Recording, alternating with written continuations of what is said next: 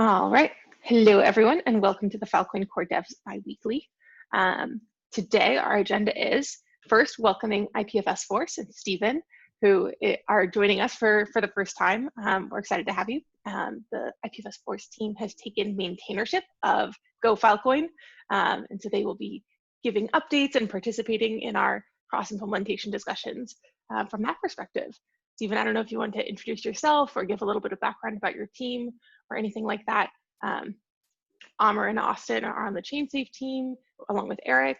And I think Ruslan is here to help represent the Suramitsu team, because I think Maxim wasn't able to make it today. Ruslan, I don't know if there's other folks on your team that you'd want to highlight. And we have a number of folks from either the cross implementations design teams and the Lotus team. Okay, yeah, thank you, Molly. Yeah, this is Stephen, and I'm from the IPF Force community, and I'm located in Shanghai, and I think one of the major IPFS and Filecoin the communities, yeah, in China and also in Asia. We have some, yeah, we had hold yeah, some meetups, and actually we have a weekly meetups to either all the IPFs or Filecoin who are very interested in this yeah, technology and about decentralized yeah, storage industry. And actually we have more than 140 meetups. We call it Open Day, IPFS Force Open Day, yeah, which is, yeah, running very well. And we also, yeah, focus on the, yeah, Filecoin mining. Yeah, since last year, the, yeah, Filecoin open sourced. Yeah, and also we participated the all the yeah, devlets, testlets, space race, and yeah, you could say our load in the space race, the IPFS Force node. Yeah, we're very happy to join this and to work on the Go Filecoin. We would like to develop the Go Filecoin implementation as a, yeah, different one than Lotus, to provide the functions for yeah, especially, yeah, for the mining services. For example, as a yeah, distributed mining pool, yeah, some functions into that. We would like to decouple some functions and to have many kind of components. Yeah, something like this. Okay. Yeah, I will update the Go Filecoin later. Yeah, thank you. Awesome. We're super excited to have you, and awesome that you guys are bringing an additional perspective to how we can make our various Filecoin implementations super strong and differentiated and offer lots of benefits to different users. So very happy to have you, and thanks for being so flexible on timing. It's a terrible time in China, but we really appreciate it. And thank you for taking on Go Filecoin itself. It's very nice that that someone will be shepherding that home.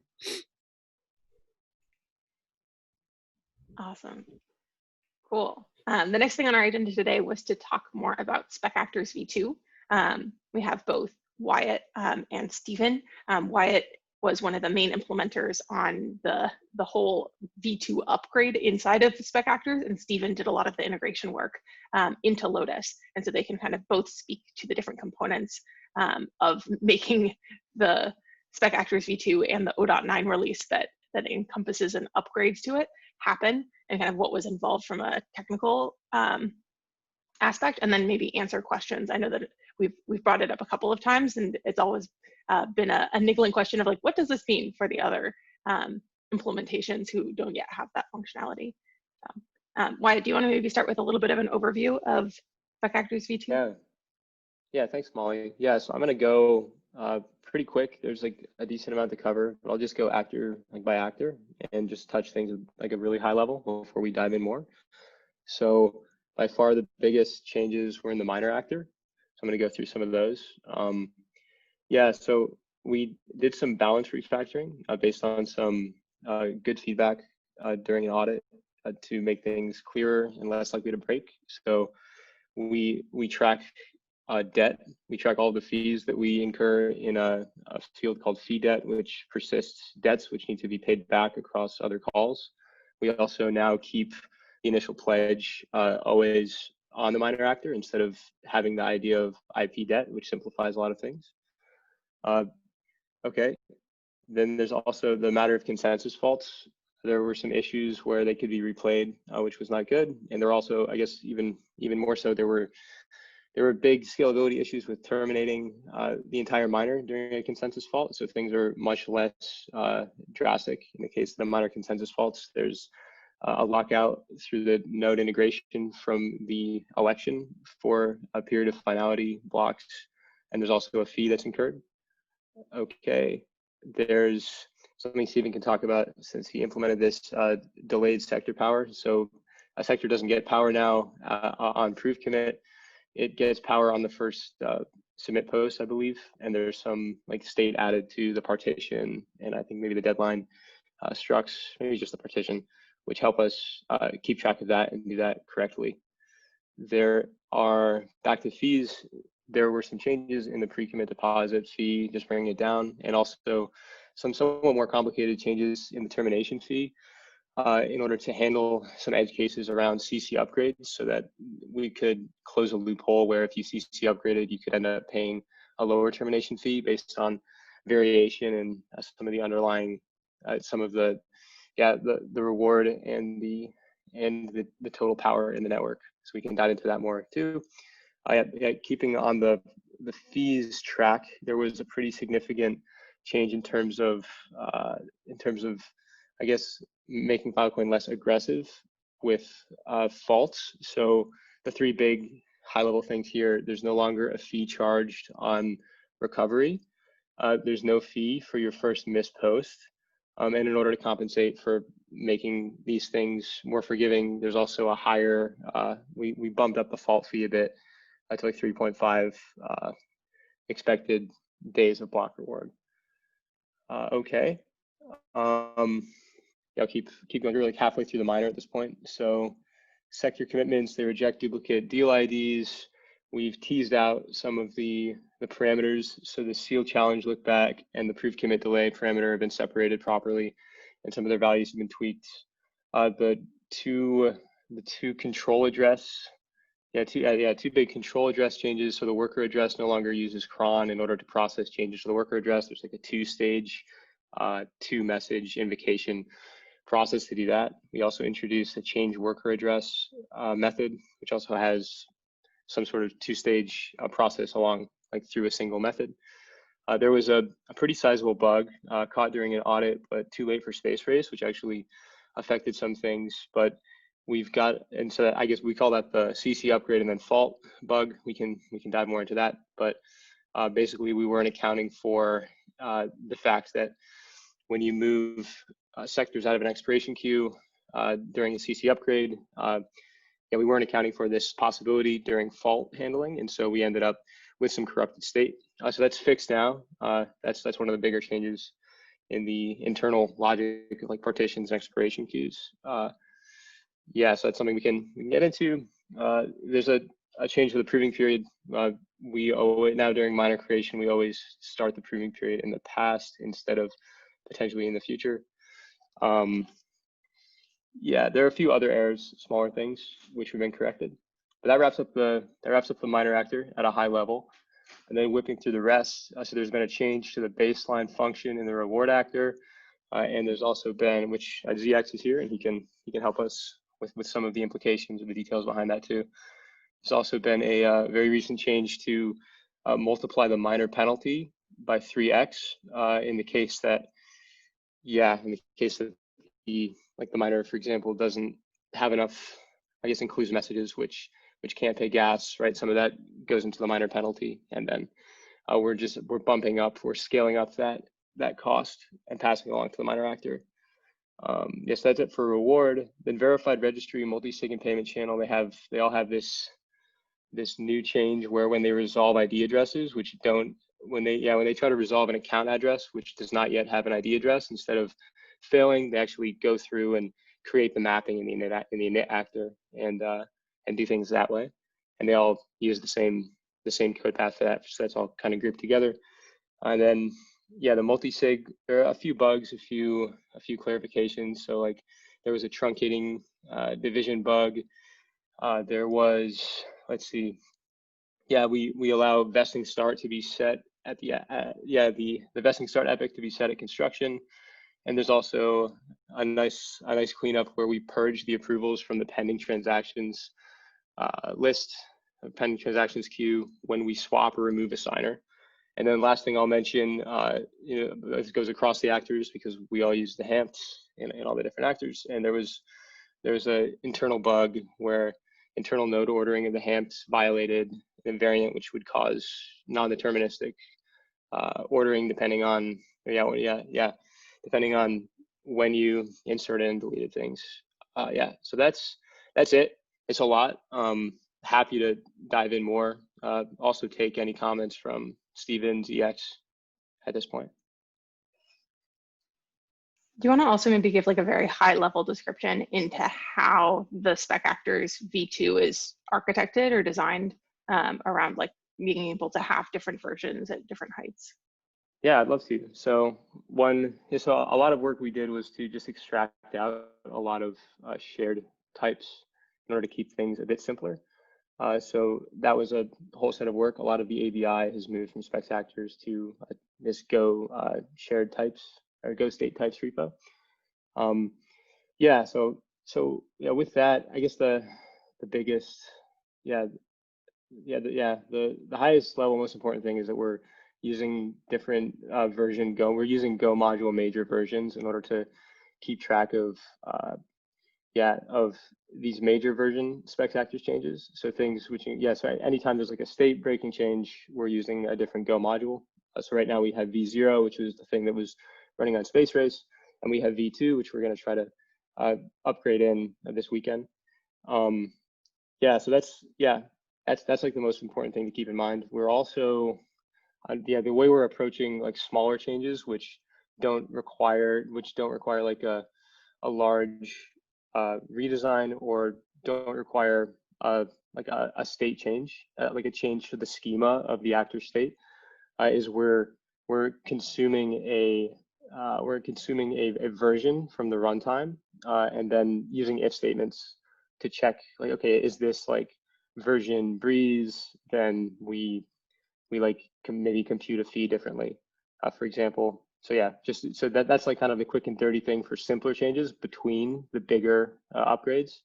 And then the bigger upgrades, we're keeping them in different Go modules, which like during development amounts to keeping them on different major version branches. So like specs actors and then specs actors /v2. Is that good? Any more on that? I think that's awesome. Anyone have questions about the spec actors upgrade or other pieces? Hey, we have a Maxim. I've got one question if you don't mind. About the truncating division bug that you said you found, was that relating to truncating division with big ints or with regular Go ints? Because I remember I opened up that issue about the problem that we kind of ran into about division, of how Go kind of uses Euclidean division for big int and then truncating for regular integers, and kind of wondering what the truncating bug that you found was relating to. Yeah, so this was one that Alex filed, Alex North. So let me go in. I'm looking at the PR right now. So yeah, it was a Go big int division. It was not an ordinary Go division. Yeah, Okay, it sounds like maybe. Yeah, I'll look into it later. It's no big deal. Sure. Do you have an issue number for the one you're talking about? I'd like to make sure I at least know. So yeah, I put it in the like the specs repo, not the specs actors, just because I assume this was something that is like not going to change within spec actors. So I just wanted to be kind of documented on the specs, because that behavior was kind of undefined and I wasn't like certain about it. I can find that issue number and kind of link it. Okay, yeah. After. Thanks. And Wyatt, for your part, can you just drop the PR link? Maybe just Yeah, totally. Sure. So this is 1131.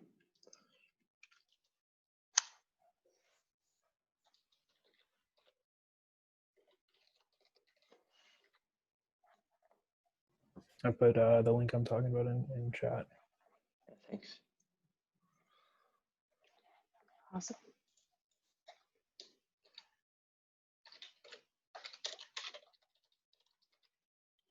And I just have one other quick question, just kind of more out of curiosity, about the change that you said was being made where when addresses are trying to be resolved, if they don't exist, they'll be created. Right. That logic existed, I guess, within the multi-sig actor. Is there a reason that wasn't kind of expanded to these other ones that you're adding it to before? Was there like a reason behind that change, or? A good question. Yeah, okay. So I've been a little out of touch with this change. As far as I understood it, they were all added at the same time. It could be that there was a mistake in like saying that we put this in only in V2. Maybe this was already in V0. But yeah, nothing I'm aware of. I think it was just a good idea to do it everywhere. So I can quickly take a look, unless people have other questions, to see when exactly we brought this in. Yeah, it's not important. I can look into it. I think by 093 it was just in the multi-sig actor, but I could be wrong on that. I might have that mistaken. Okay. Yeah, I think there were a couple of things that that Wyatt mentioned that were like things that we'd planned to do only in the spec actors upgrade, and then might have pulled forward into other releases if they didn't require significant spec actors upgradability functionality. One of the reasons this one is so large is that it's making use of all of the new upgradability logic within spec actors to allow us to do some larger actors side changes. Well, one thing that makes the Actors V2 special is that it changes the actual on-disk state.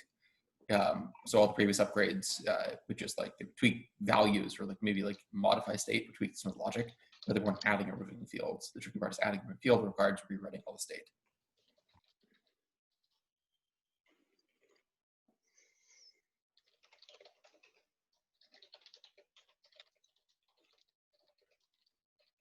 So I guess just like on that topic, just to kind of just a quick point on that, since the like all these other changes that don't affect the state can be made more easily, then for cases like the amped and the hammed, could their caching not be updated without that breaking, huge version bump, just to like reduce gas fees? I mean, there's a ton of.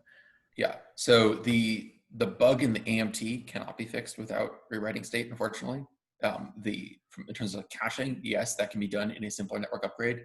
It won't require a full, well, it'll still be a bit tricky because we need to make sure to import the old version before and the new version after. But yes, we should be able to do that without like doing this massive state abstraction thing. Yeah, and that is planned because the behavior is suboptimal.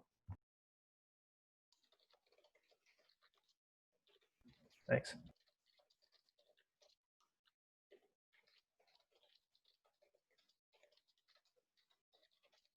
Awesome, good questions. Does anyone else have any from other teams? And maybe we let Stephen tell us a little bit about the especially if there's any parallel complexity that when other teams are considering, from a design perspective, how to build themselves from the get-go to make this a little bit easier. We found we needed to do a lot of refactoring once we realized that we needed this. But if there's any lessons learned that we can pass on to other teams, especially anything that'll be useful across languages, because we do have C++, Rust, other groups that might not have to go through the same rigmarole we did with Go, that'd be super useful. Yeah. So I found that in Lotus, at least, we had there are really three main components. One is the migration component, where you actually call the upgrade at a specific height. The way Lotus does it is like basically right after the height, right before the next block, it will call the upgrade method, or the migration method, which will then do whatever internal state migrations need to happen. In retrospect, it would be kind of nice to make this a little more incremental, so we could do like pre-migration, so we can make this faster. At the moment, it can take up to several minutes for the V2 upgrade. Rewriting all of state is not that fast. The other two components are state abstractions and message abstractions. So because we're changing the internal state representation, we have to abstract over the state. The way we did this in Lotus now is we have these like basically just trade objects or interface objects, whatever language you're coming from, just objects that abstract over like the concept of a minor actor and allow you to perform queries on this minor actor. This allows us in the future to potentially like break object into multiple pieces or like mush them back together without having to actually like change the logic that interacts with these objects. At the moment, we don't currently have much support for modifying actors to these interfaces. In the future, we intend to add some, but most of the modification of these objects will come through, actually nearly all will come through the actors VM itself, or the spec actors themselves, because that's the entire point of blockchain.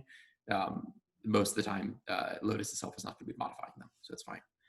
The final piece is the abstraction of messages.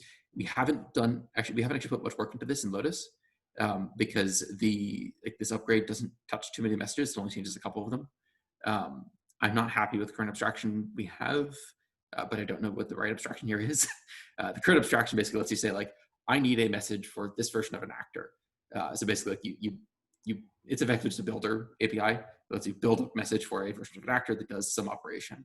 Unfortunately, this won't work if we change like semantics around how messages should operate. It also won't work if we change the semantics around like how proof should operate. This is an unsolved question we haven't figured out yet. In terms of upgrade paths, basically everyone has two options.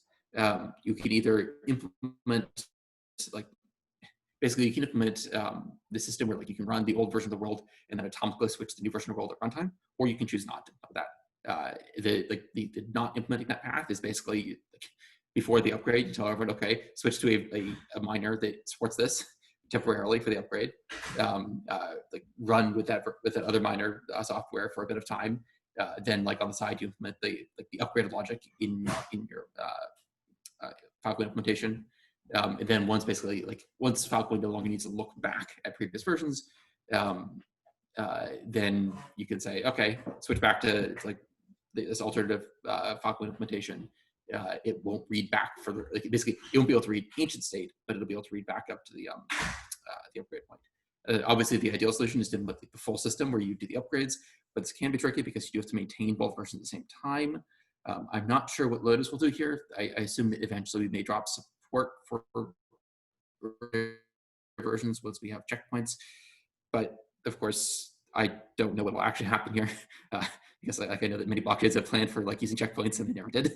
So we'll see. But yeah, that's generally what I have to say on this topic. Any questions?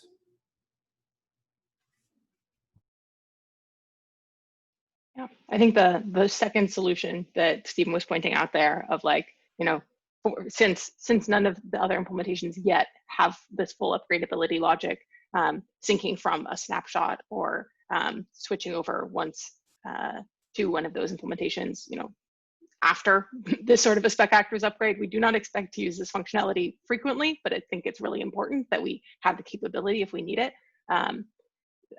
Then we can start thinking from there.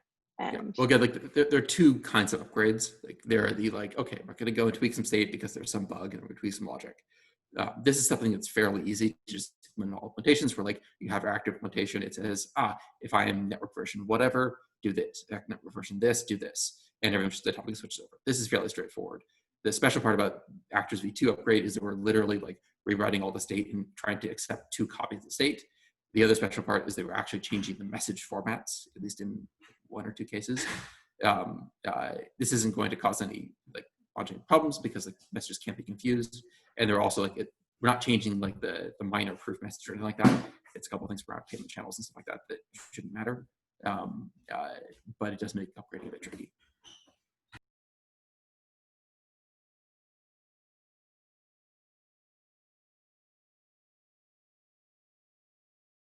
Molly, you're muted. I love how it gives you the message now. It's useful. Any other questions based on the kind of Lotus side of implementing the spec actors upgradability logic?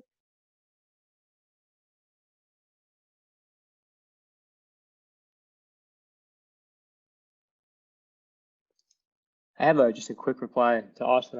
I looked through, and you're right. the whole ID address resolution commit, I believe that was on, that seems to have been on v0.9. And I think, yeah, it also was added into verified registry and payment channel at the same time. So yeah, thanks for calling that out. Sorry, version 0.9, which like minor version or patch version, whatever Go uses or whatever you guys are using? Sorry, yeah, sorry. This is just specs actors v0.9, so that just means this has been on Space Race. Yeah, so this is not not new for v2. This is v0 actors already had that. Yeah, but which patch version? Because we did have several network upgrades in there. Yeah, I just don't know if it came after 0.93 or if I'm. I think it was on 0.90. That's what I'm seeing right here. Yeah, I think it was here the whole time. Okay, cool. I don't think that's the case. But maybe we should clarify offline. Yeah, I can look into this later because if there is that difference, I need to make a change on our version at least for now.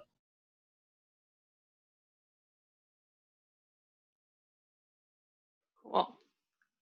We will bring further investigation to the Phil implementers channel. Cool. Any other general questions or thoughts? This is probably the largest, most exciting state upgrade that we have done yet. So continuing to stress test and improve things before we get to mainnet launch, which is good, gives us a lot more confidence that we'll be able to have all the tools in our toolbox once we get to a live open network to respond to whatever comes our way. Yeah,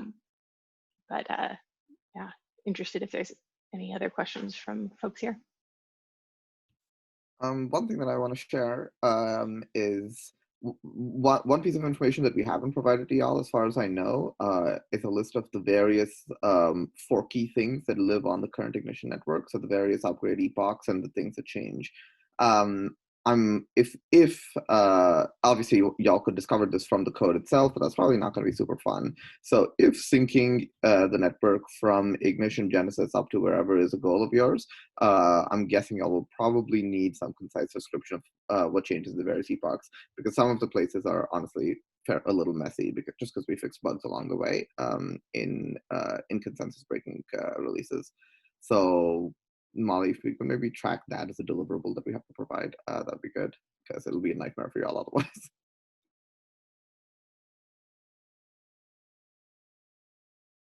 Yeah, good call out.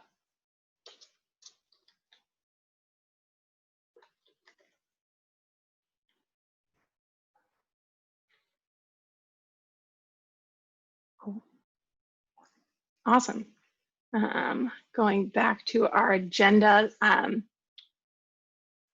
the next thing I'd added actually before status updates was FIP PRs. I think ZX was calling out there's a couple of open PRs to the FIP process, which if we had, ooh, exciting. I updated my Mac overnight and now everything needs to re-request permission for everything, including seemingly Chrome windows. You know what? I'm just going to send this to you instead of sharing a random Chrome window that I can't see. Cool. So right now, I believe we have 2 open FIP PRs. One updating the FIP template, which is the one opened by ZX just about 2 weeks ago, actually, about I think renaming a couple of sections and then adding 2 new pieces to the FIP template for new Filecoin improvement proposals. ZX, do you want to maybe explain a little bit about the reasoning or thought behind this? Yeah, so for the renaming, I think like there are like a few repetitive like headers, and sometimes it gets a bit confusing what they really mean. So like just making the intent clearer. Like for example, the motivation is about the problem. Some people can say it's redundant, and then the rationale is about the design rationale, because you could get confused with like motivation of and so on. So like I think having that makes it clearer. And then I think another 2 important considerations for FIP is one is about incentive, and the other one is about product, because in Ethereum land, there's only security consideration as a must. But I think like given that this is like pretty complex storage economy, and then we are here to provide like reliable and useful storage and make storage product more attractive, I think like all FIP should at least give thought or demonstrate like some kind of consideration in these two axes. And sometimes like trade-off needs to be made as well. It's good to have them inside the template.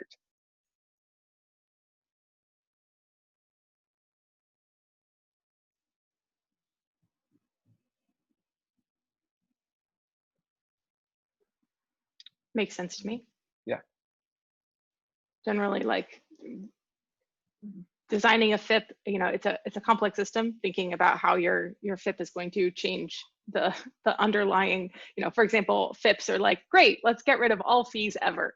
Like, well, your incentive considerations on that FIP must be very impressive to think about how that's not going to, you know, break from either security or an incentive alignment perspective. So. Yeah. And also how it would help or hurt like Filecoin, a product being built on Filecoin and so on. Yep, makes sense. I'm fine with approving this. If others have any thoughts, concerns.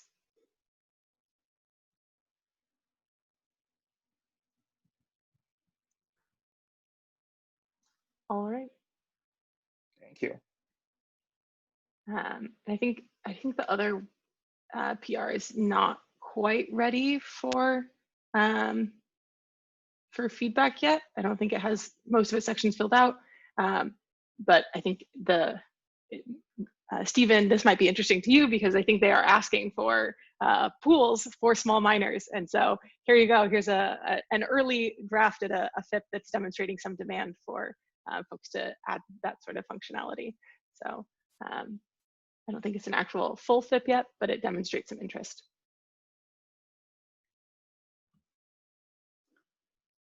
Awesome.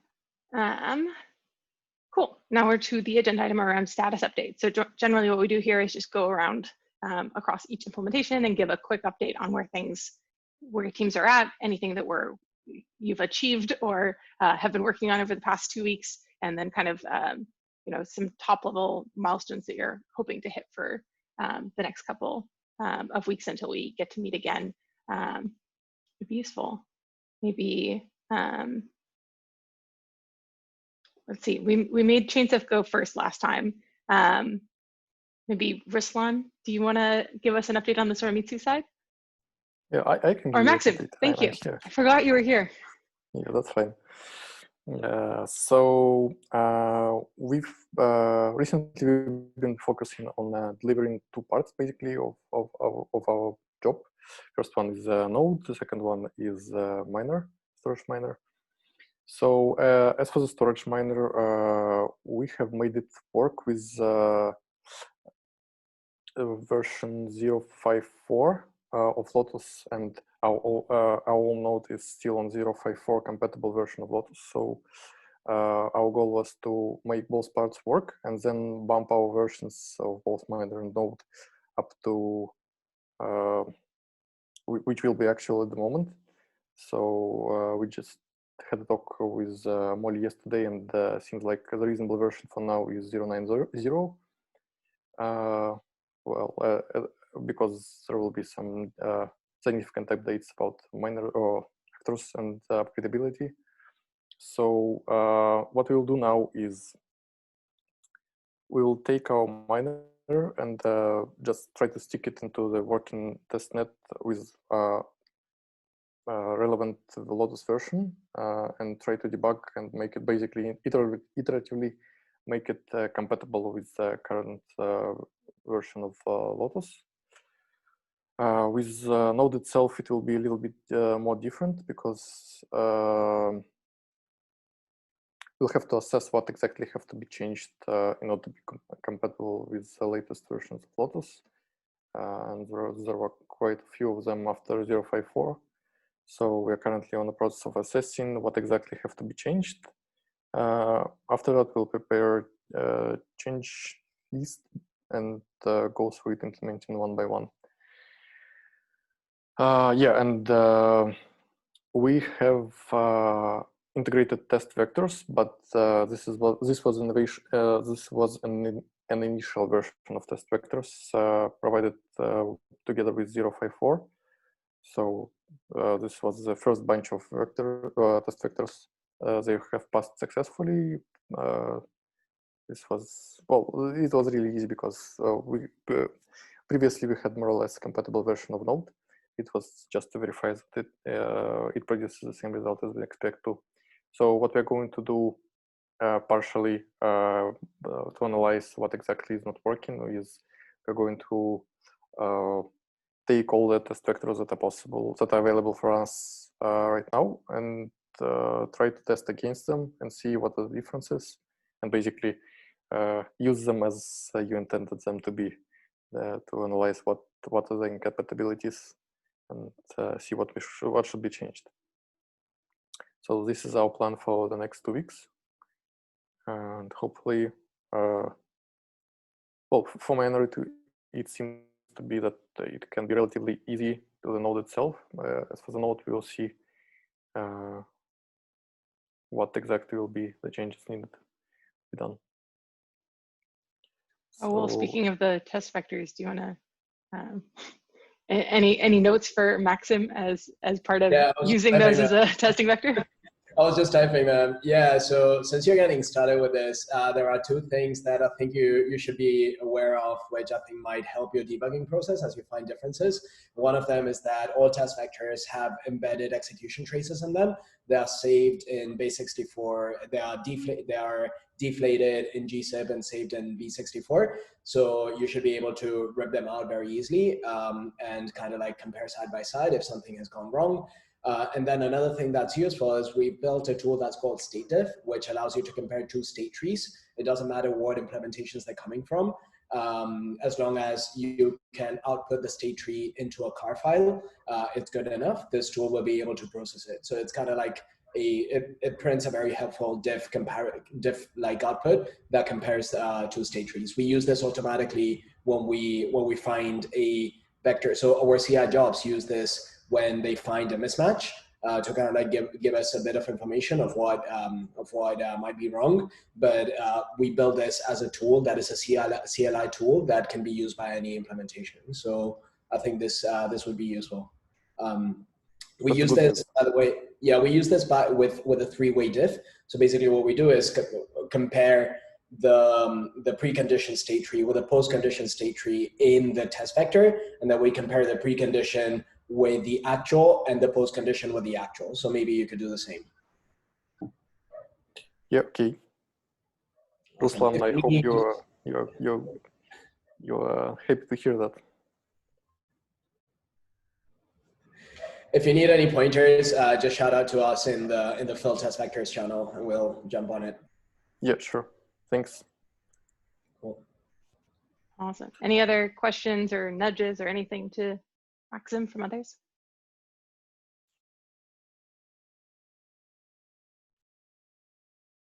Cool. Ayush, you want to go next to give us a little update on Lotus?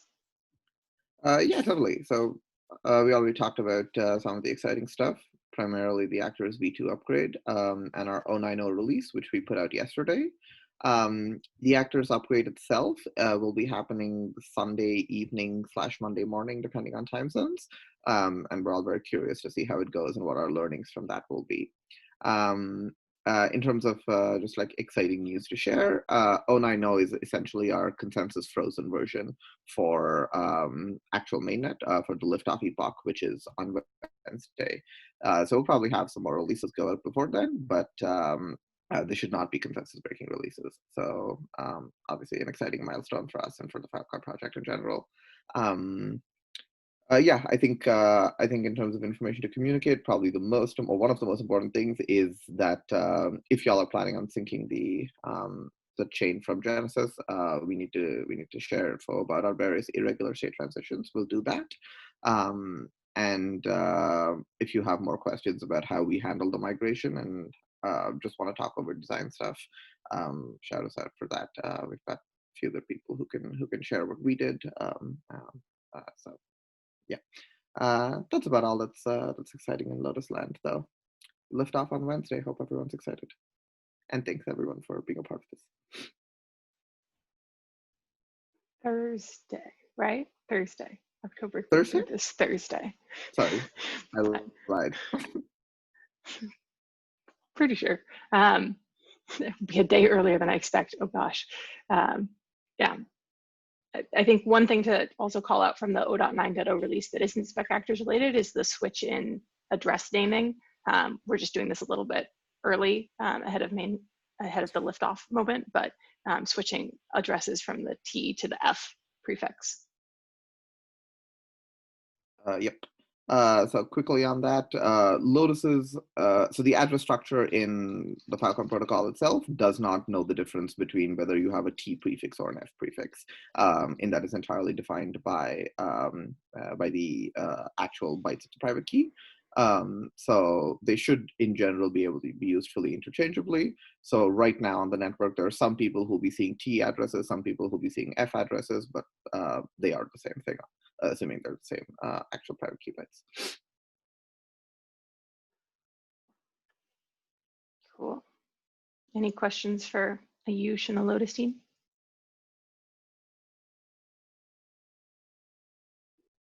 I like your background, Stephen. Cool. In that case, maybe let's go to chain safe, and Stephen, will make you go last. Yeah, so for us, it's been mainly focused on interop, and we're kind of splitting up our approach to interop into two phases. First, we're verifying our implementation without networking, and then we're going to attempt to connect to Space Race and sync. And so to test our implementation without networking, we've been using an export from Space Race and testing the state transitions using that by importing those into Forest. And we've also pulled in all the new conformance tests, and now we're resolving the failing tests. Austin, do you want to talk more about the specifics there? Yeah, so I mean, the only reason that the network kind of syncing against Space Race fails is just the state transition. So yeah, we're obviously focusing on that, kind of doing two things asynchronously, as Elmer said, the conformance vector passes, and then also the chain export. The reason for doing it differently or kind of in parallel is because the chain export test is going to test more things like the block validations and everything else around syncing minus the networking. So yeah, I've just been kind of making progress on that. Updated all the test vectors, and a lot of them are failing for basically the same reasons. So hopefully, once we resolve the state diff, then we'll be good to go with that. And then yeah, that's pretty much it for that. Yeah, and I guess to get to this point, we finished merging the minor after updates to bring us to 0.93, and we started looking at the forks and all that. So happy to hear that there'll be a detailed document sharing what we have to think about rather than just like diving into the code. But yeah, after we pass all these conformance tests and can run the Space Race export, we'll just try to connect to Space Race and attempt to sync that way with networking and see how that goes. Otherwise, in parallel, we've been running a local DevNet. So we've integrated the storage miner and we're running our node locally and seeing what happens and just resolving issues as they come up. So that's been happening as well as on the side while we're working on interop. And then we're also working towards integrating markets. So the Go Fill Markets interface is ready to go, and we're just working on the pay channel and the pay channel RPC methods on the Forest side. And once those are done, we should be able to integrate with markets seamlessly. But yeah, I think that's it on our end. Any questions?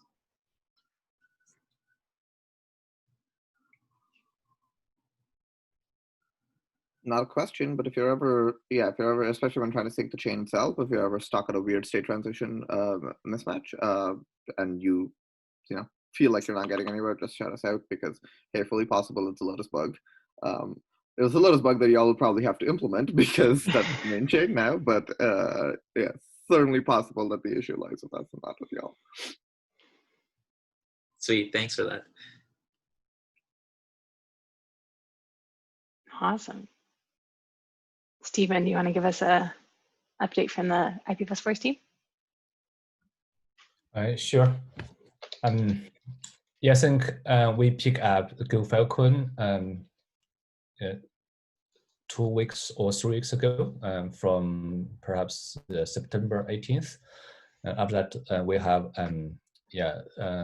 we have 3 engineers to focus on this to want to make the Go Filecoin and Lotus interoperability in about 1 month. And we had some progress. And we know that the Go Filecoin could do some kind of interoperability in mid of June. But there are about 4 months passed, and there are lots of changes done. And so firstly, we pick up this. We need to update all the dependencies, and many packages have been updated, and have some new versions, and also almost all schemas and all the data structures have been changed. For example, the message format and the block format and all of that, and the state. So we first make that work, and to make it consistent with the new spec and the Lotus. After that, to make the code can be compiled and can be run independently, and after that we start to sync with the space race chain.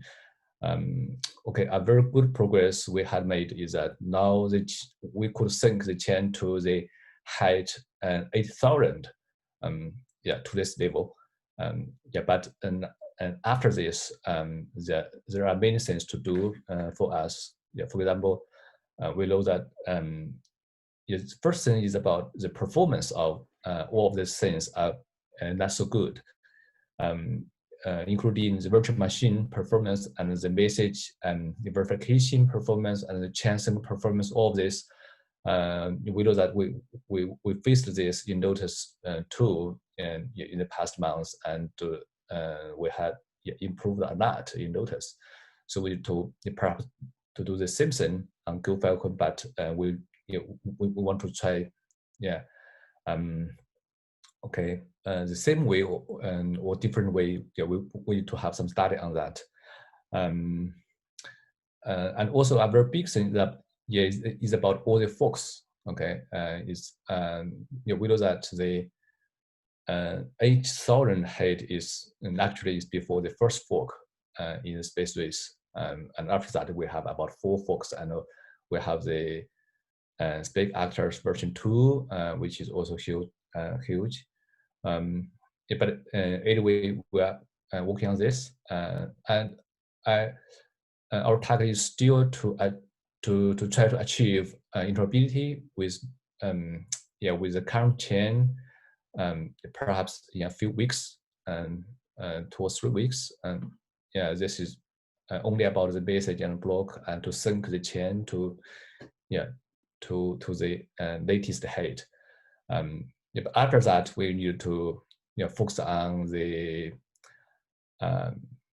seeding process, the state machine, and also the mining process, and the pay channel, the market, and all of this is to integrate all of this together. I think this kind of what we were done right now, and what we want to do in the next weeks. Awesome. Super aggressive. Really excited for progress you guys are making, and totally agree. There's a lot of stuff that that changed and landed in the last couple of months, as I'm sure we can all attest to. So appreciate the jumping into play with it. Yeah. Cool. Any questions for Stephen from other teams? Or pointers? I know Wyatt used to work on the Go Filecoin implementation before IPFS Force picked it up. Yeah, sounds like you guys have made great progress.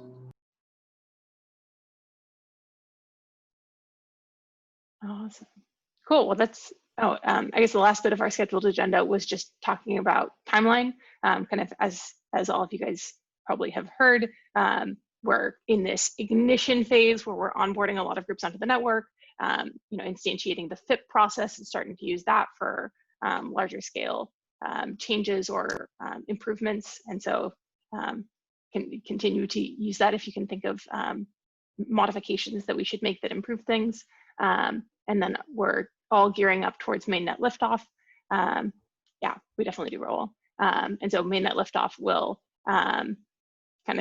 we have a kind of early commencement moment with the initial epoch on October 15th, but then we're really going to have like a quiet period of monitoring the network following that, just to make sure everything is stable and looking good before our major liftoff moment, which will be October 19th. And that entire week is a week of kind of summits and events. And I know a number of teams kind of around the world are going to be hosting some events. And then we have a number as well of talks and workshops and other things to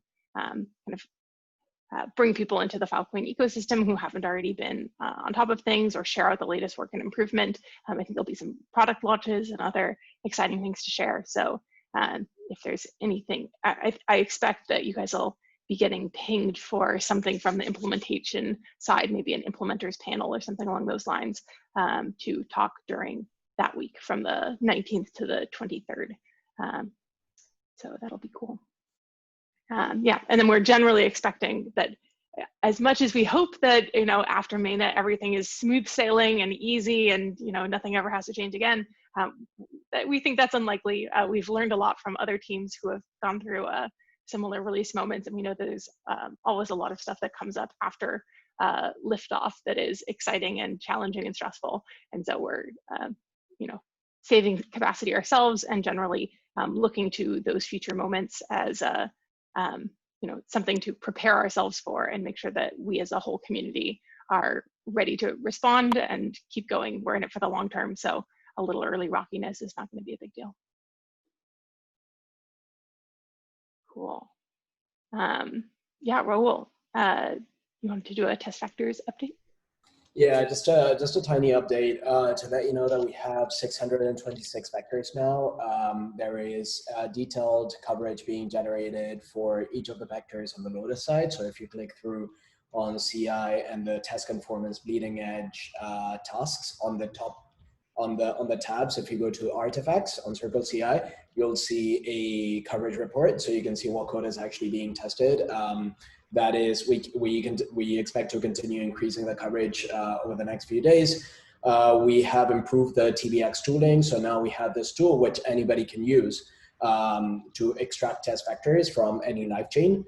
So what this tool does is basically goes into a chain, extracts the message, runs any precursors. We've added that functionality now, runs any precursors, and we now are saving the state tree by pruning it heavily. So we're only retaining those sets that are actually accessed during the execution of the vector. So if for people like Austin who were involved in that discussion, this is implementing the lightweight mode that we described in one of the issues there. We are close to 100% extractability of test vectors now.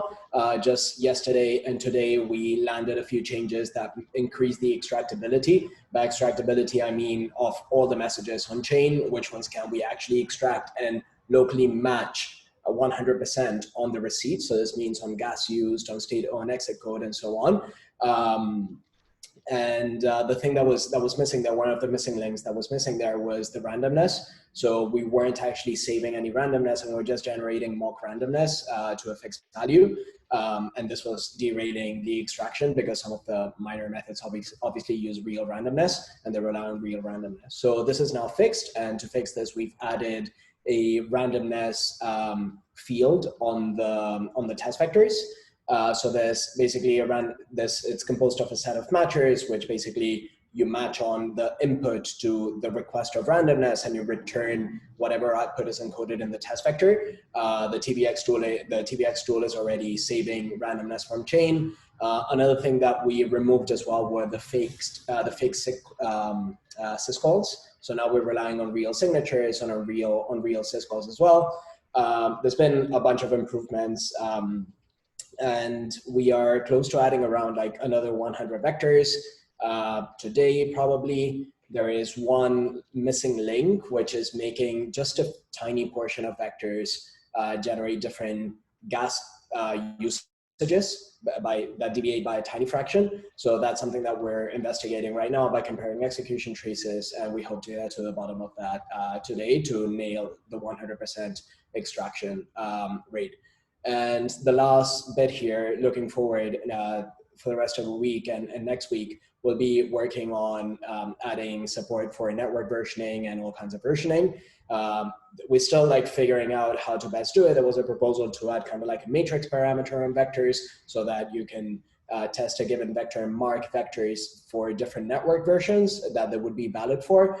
I think in practice, this is probably gonna not going to be useful for us because some aspects of the preconditioned state tree will change, like the actor SIDs and so on. So we're still figuring out, based on like all the different versioning, you know, semantics that have been added in specs actors and Lotus, how to best model this. But the goal is to basically get to a point where we can potentially reuse all of the test vectors that we have by either creating parallel corpuses for different versions by using a tool that would just update those test vectors and upgrade them to the new versions if they execute in the same way, and kind of like would report back which vectors fail to execute with new versions, which should align with the functionality that has actually changed under the hood, that we know has changed. So if we spot a vector failing with a new version that doesn't quite, you know, make sense that it fails, then we know that we might have introduced a regression.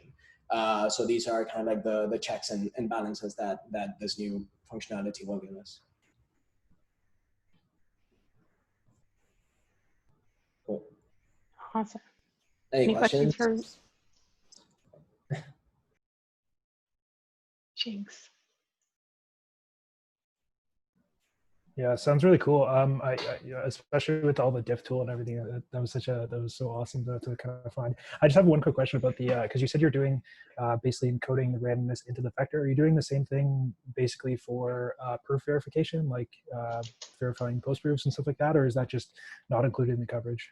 Yeah, that's actually not included in coverage. What we maybe plan to do is, so this is really not for extracted vectors. The syscalls actually have enough data to generate the right value.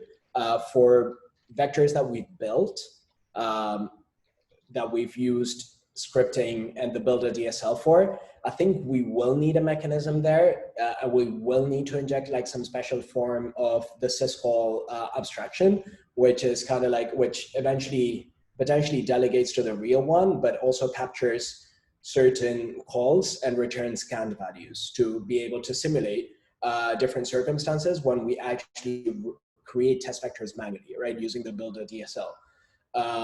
This is like it's really hard to create the kind of vectors manually that actually use the syscalls and verify consensus faults and like verify seals and so on, to create them manually anyway, because to create all that state for the miner such that, you know, you'll have something to actually execute that would make sense is already difficult. So I think we might ultimately not even add this functionality because, you know, we already have a lot of coverage and a lot of cases that we can extract from chain.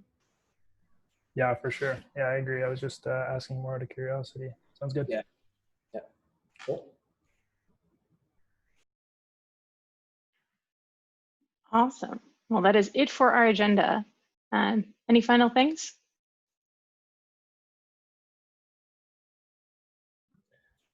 Hi, Moni. Yeah. I have one question about the about the lift off. I would expect we will have the last upgrade, right, of the after 0.9.0. Yeah, we need to have another one. I think, yeah. So what is a major thing we need to do, yeah, for the latest upgrade? I guess that, yeah, there will be some, yeah, vesting or something like that, or anything more we need to change. Yeah, we've talked about having, hey, why not get Lotus to 1.0.0 since, mainnet liftoff is a reasonable moment for that to happen. The major thing that we've talked about is adjustments to various balances for all the folks in the network. And so that's kind of the last remaining pieces. We don't expect to have like, significant functionality getting added. We want to keep the mainnet moment as smooth and unerror prone as possible. And so probably the only thing that we're tentatively planning around is those sorts of state adjustments to redistribute balances across the network. So we're still working on that. But yeah, we aren't expecting to land any changes to functionality or new features or anything right as of that moment. All of that should actually be encompassed in previous upgrades that allow us to test things and make sure everything is stable before actually hitting that upgrade moment. Yeah, and then the thing that's already encoded in the network is changing the name of the network itself. Okay. Yeah. Okay. Is there anything about the verifier will be in, or that will be? Yeah. So there's already a verified root key holder, I believe, in the network. But verified clients and verifiers of verified clients is a thing that's going to be coming after mainnet launch. So it's not going to be there as of the initial beginning. And generally, the way that ZX, if he were still on, could probably tell you a lot more about this. But the high level model there is that verifier selection should be a community run process to make sure that we have good diversity and that there's no corner on that market. And so the aim is to have a whole set of verifiers all come on at once and be able to verify a large community of clients that are distributed around regions and verticals and all sorts of focus areas. And so that's all in the works. And I think there'll be something published relatively soon about the like high level process around it and the motivations, but it's not going to be landing as of mainnet launch. It'll come afterward, I think as FIPS. Okay, sure. Yeah, thank you. Yeah. Okay, the last question. Yeah, which is about the slingshot. We know that we are currently in the slingshot phase 1. Yeah, will we have the phase 2 or after the off? Yeah, the plan is to continue onboarding more clients and kind of Slingshot is a great way for folks to get onboarded on the network, and the plan is to keep running that even after mainnet launch. Okay, yeah, thank you. That's good. Cool. Good questions. Awesome. Well, we are at past time, so thank you everyone for spending your morning with us. Thank you, Stephen, for spending your late night with us, and have a wonderful rest of your week, and see you in 2 weeks when the network is launched, which is exciting. I may have to move our time slot. Hopefully not, because this is an optimal time between all of our different time zones. But just since it's liftoff week, there might be other exciting things happening that we need to move around. But yeah, otherwise super excited to see you guys. Less than a week until mainnet epoch. Very exciting. Woo! Woohoo! It's great. Awesome. Well, thank you all so much, and see you soon. Thanks. Bye. Thanks.